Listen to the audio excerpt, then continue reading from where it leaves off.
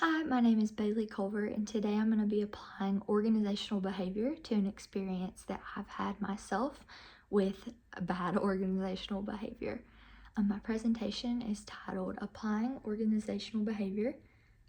It's surrounded around a manipulative dance teacher that I had in my past that really inspired me to lead well. So the problem in this situation was that my dance teacher was extremely manipulative to certain students, one of them being myself, to get us to do whatever she wanted us to do. She kind of took her power and used it against us to make us practice extra, perform harder, and try to get these roles that might not have even fit the age that we were. She was always just very, very pushy. And it was a little more complicated of a situation because this particular dance studio was a Christian dance studio, and I grew up in the faith from a young age, and so using that faith as well as success within the studio combined to kind of manipulate us was very confusing as a child. It was like, well, I believe this, so I should probably do that, to make you happy, and based on what you're saying, to make God happy.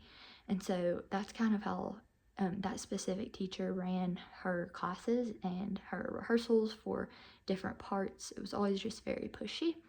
And the reason that I selected this experience is due to the power dynamics, poor communication, and how organizational behavior concepts apply to toxic behavior within an organizational setting. So to apply this to organizational behavior, the power and influence were the teachers. Some of them used their position to manipulate students through coercion, favoritism, or emotional control. Their leadership style was very autocratic or toxic at times. The communication, it was very unclear and not very transparent. It was just do as I say, and that was it. So you either did as they said or you didn't get the part. And as a young girl, you want the part. And so it's like, I'll do whatever it takes. And I ended up dancing.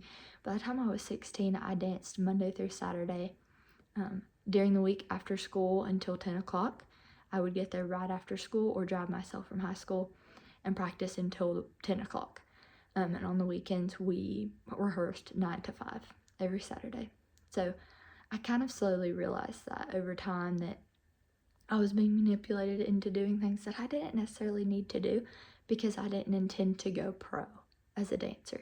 I was just doing it to, have fun and, of course, learn the attributes from the company themselves. They taught me a lot of discipline and loyalty and being on time and behaving a certain way and staying committed. Those are all good things, but I saw the toxic side of that as well. And so the motivational theories were the teachers may have acted out of insecurity or dominance, affecting student motivation.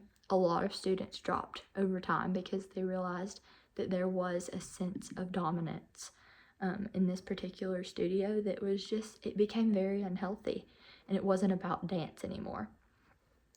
What factors contributed to this? So there was a power imbalance. This specific teacher that this specific situation occurred with, she was our ballet mistress, which means that she's in control of the technique that we work on in class and how our classes work, how they're ran. And so there was a power imbalance because the director herself wasn't in charge. It was more so the ballet mistress. She had a lot of say in our rehearsal schedule, our dances, and how much time we were required to spend there in order to achieve the parts that we wanted. The group dynamics, there was a lot of fear.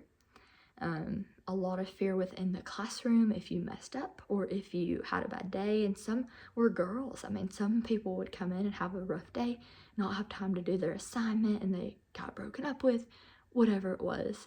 We were emotional, and that wasn't necessarily allowed or excused.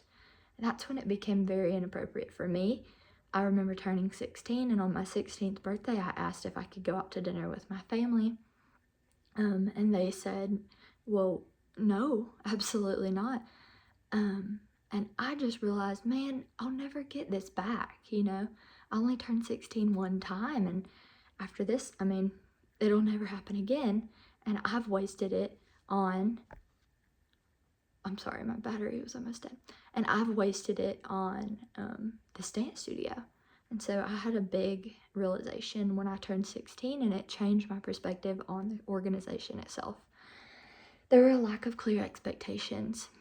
Unclear instructions led to confusion among the students, including myself. I didn't know what to think. I didn't know what was required of me anymore to be successful in that studio. There were some cultural factors. There was an environment normalized by manipulative behavior. Rather than realizing this is wrong, everyone just kind of bowed down to that behavior. And that's when it just got really messy, and I didn't want to be a part of it anymore because it wasn't enjoyable. It was just manipulative and toxic, and it twisted the faith that I knew from a young age. So how can organizational behavior help this particular instance? I believe empowerment and communication are huge. There should be clear communication and more encouragement towards the students. When students express their concerns, they should be heard, because ultimately this is your buyer. They're the ones contributing to your company. There should be a collaborative leadership approach, a more democratic leadership style to build trust within the company and not just have one center of authority, as well as conflict resolution. There should be direct conflict resolution to handle those issues early on.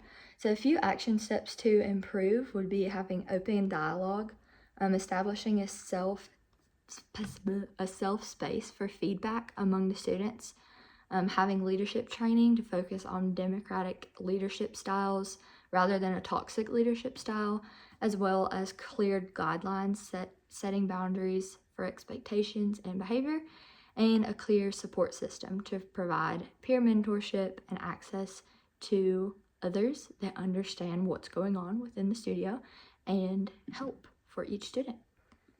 So thank you so much.